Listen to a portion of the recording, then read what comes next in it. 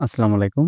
কেমন আছেন সবাই? আশা করি সবাই ভালো আছেন। পরীক্ষায় একটা খুব কমন একটা সমস্যা হচ্ছে আমরা জ্যামিতি পারি কিন্তু প্রশ্নটা বুঝি না এবং এই সকল কারণেই মূলত হচ্ছে পরীক্ষায় অনেকে জ্যামিতি পারা সত্ত্বেও সেটাকে ঠিকমতো আ প্রশ্নটা বুঝতে না পারার কারণে পরীক্ষায় অ্যান্সারটা করতে পারে না এবং পরীক্ষায় নাম্বারটা কম আসে। আ তো যেহেতু সামনে এসএসসি পরীক্ষা, আর কয়েকদিন পরে এসএসসি পরীক্ষা। সেহেতু আমরা কিভাবে খুব সহজেই জ্যামিতির প্রশ্নগুলো বুঝতে পারি এবং সেই অনুযায়ী অ্যান্সার গুলো করতে পারি, সেটা আজকে ভিডিওতে দেখব। তো কথা না বাড়িয়ে চলুন শুরু করা যাক। আজকে আমরা দেখব হচ্ছে আ নবম, দশম শ্রেণীর গণিত বইয়ের ৮ম অধ্যায়ের আ বৃত্ত সংক্রান্ত যে সকল উপপাদ্যগুলো আছে, আ সেই উপপাদ্যগুলো কিভাবে পরীক্ষায় আসে এবং কিভাবে দেখে আমি খুব সহজেই বুঝতে পারবো যে আমার কোন উপপাদ্যটা এসেছে এবং সেই অনুযায়ী কিভাবে অ্যান্সার করতে হবে। তো সেটা আজকে আমরা দেখব। তো চলুন শুরু করা যাক। ৮ম অধ্যায়ের আমাদের ৮ম অধ্যায়ে নবম, দশম শ্রেণীর গণিত বইয়ের ৮ম অধ্যায়ে যে সকল আ উপপাদ্যগুলো আছে তার ভিতরে ১৮ নম্বর উপপাদ্যটা খুবই গুরুত্বপূর্ণ। তো ১৮ নম্বর উপপাদ্যটা চলেন আমরা একটু দেখি। ১৮ নম্বর উপপাদ্যটা কি বলছে? ১৮ নম্বর উপপাদ্যটা বলছে যে বৃত্তের সকল সমান জ্যা কেন্দ্র থেকে সমদূরবর্তী। অর্থাৎ আপনি আ একটা বৃত্ত যদি চিন্তা করেন তাহলে প্রত্যেকটা বৃত্তের একটা কেন্দ্র আছে। তাহলে কেন্দ্র থেকে ২ টা জ্যা যদি আমরা অঙ্কন করি, তাহলে সে জ্যা ২ টা একটা হচ্ছে AB জ্যা।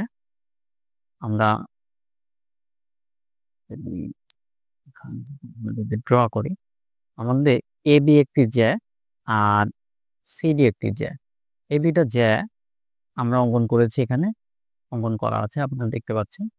তো আমাদেরকে প্রমাণ করে দেখাতে হবে যে কেন্দ্র থেকে এরা ২ জন সমান দূরে আছে। এটা আমাদেরকে প্রমাণ করে দেখাতে হবে।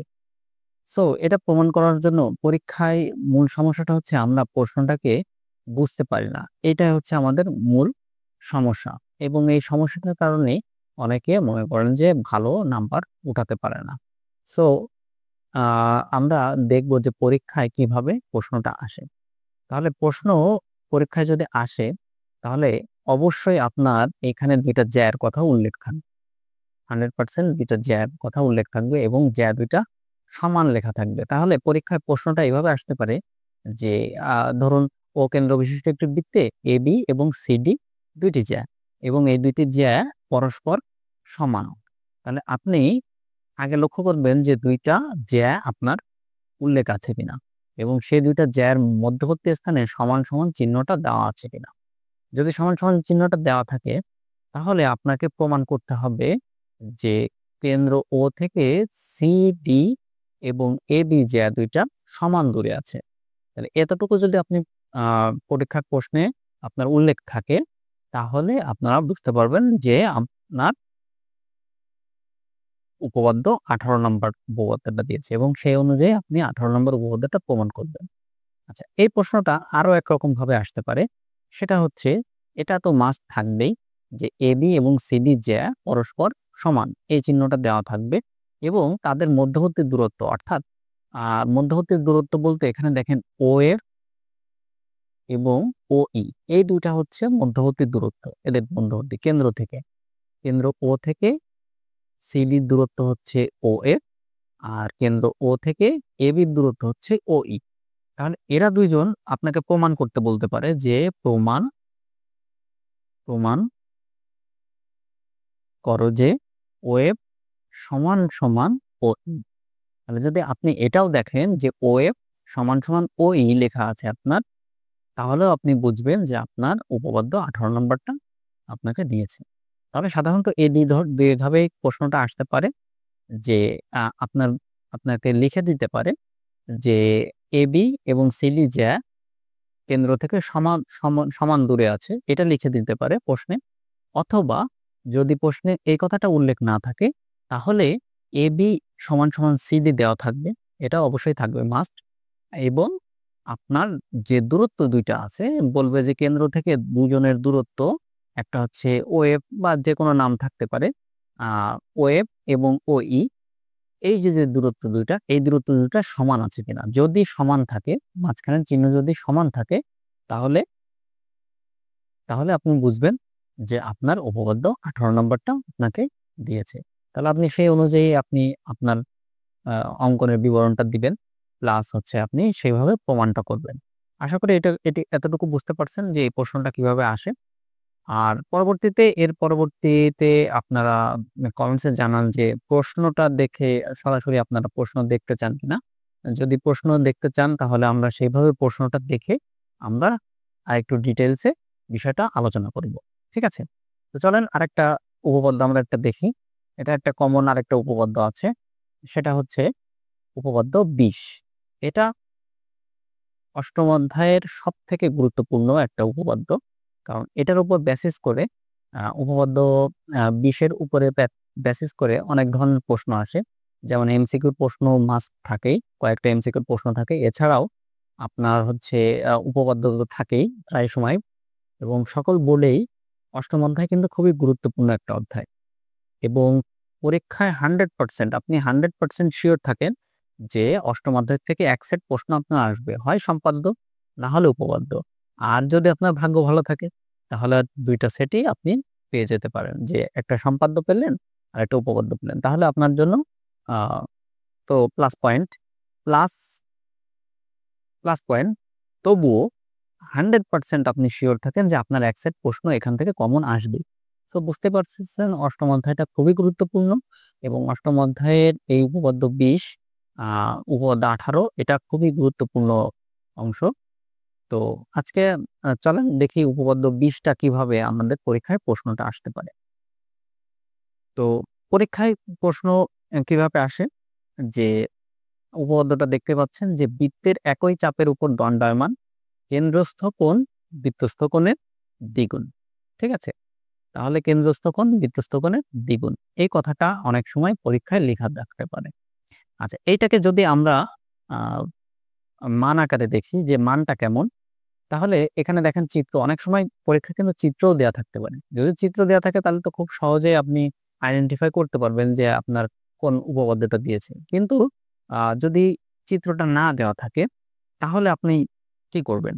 তো যদি চিত্রটা না দেওয়া থাকে তাহলে আপনি যে প্রশ্নটা থাকবে সেটা খাতায় লেখার ট্রাই করবেন। ঠিক আছে?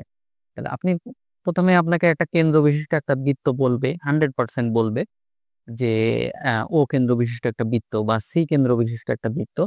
তো সেরকম কেন্দ্রটা দিয়ে আপনি একটা বৃত্ত অঙ্কন করবেন। ঠিক আছে?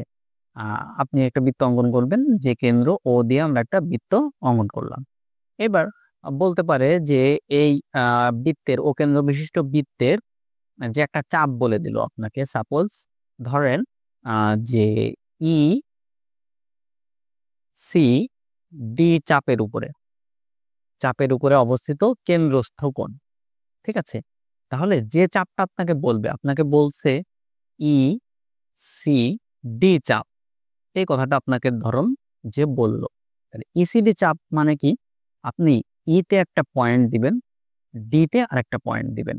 তাহলে দেখেন আমরা ই তে একটা পয়েন্ট দিছি আর ডি তে একটা পয়েন্ট দিয়ে নেব। চিত্রটা আপনাকে আপনি যদি চিত্রটা আঁকতে পারেন তাহলে আপনি বুঝতে পারবেন যে আপনার কোন উপপাদ্যটা দিয়েছে। তাহলে আপনার পরীক্ষায় অবশ্যই আপনাকে কিছু হিন্টস দেওয়া থাকবেই থাকবে।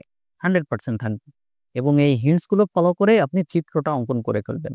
যখনই চিত্রটা অঙ্কন করতে পারবেন তখনই তো আপনি বুঝে যাবেন যে আপনার কত নাম্বার উপপাদ্যটা দিয়েছে। তো সেই চিত্রটা অঙ্কন করার সিস্টেমটা আমি জাস্ট দেখাচ্ছি। তো যে চাপটা আপনাকে বলবে, আ ইসিডি চাপ বলল ধরুন, তাহলে ইসিডি চাপের ক্ষেত্রে তাহলে পরিধির উপরে বৃত্তের যে বৃত্তাকার যে অংশটা আছে সেটাকে আমরা পরিধি বলি। তো পরিধির ১ম যে পয়েন্টটা থাকবে এবং শেষ যে পয়েন্টটা থাকবে সেখানে আমরা ২ টা পয়েন্ট দিব। ঠিক আছে? তাহলে ই তে একটা পয়েন্ট দিয়েছি, ডি তে একটা পয়েন্ট দিয়েছি। ঠিক আছে? সি তে কোনো ধরনের পয়েন্ট দেওয়ার দরকার নেই। অনেক সময় সি কথাটা নাও উল্লেখ থাকতে পারে। তো এবার কেন্দ্রস্থ কোণ যেহেতু বলছে তাহলে অবশ্যই এটা কেন্দ্রের সাথে সংযোগ স্থাপন করবে। তাহলে কেন্দ্রের সাথে যদি সংযোগ স্থাপন করে তাহলে আমরা একটা সংযোগ স্থাপন করে দিলাম। ধরেন যে কেন্দ্রের সাথে দেখেন একটা সংযোগ স্থাপন আমরা করে দিছি। তো এটা দেওয়ার পরে এবার আমরা কি করব? যে ইসিডি চাপের উপরে কেন্দ্রস্থ কোণ, ইওডি, তাহলে দেখেন একটা কোণ উৎপন্ন হয়েছে ইওডি, ঠিক আছে। এবং বলবে যে পরবর্তী বলবে যে এবং বৃত্তস্থ কোণ ধরেন ইএডি, বৃত্তস্থ কোণ কত, ই এ ডি। তাহলে আমরা কি করব, আবার এই যে পয়েন্টটা প্রথমে দিয়েছিলাম এই পয়েন্ট থেকে আমরা ঠিক এর উপরের দিকে এরকম একটা দাগ দিব এবং ডিতে যে আমরা শেষ করব। তাহলে বুঝতে পারতেছেন যে আমরা কিন্তু পয়েন্টটা, আমাদের শুরুর পয়েন্টটা হচ্ছে ই এবং শেষের পয়েন্টটা হচ্ছে কিন্তু ডি।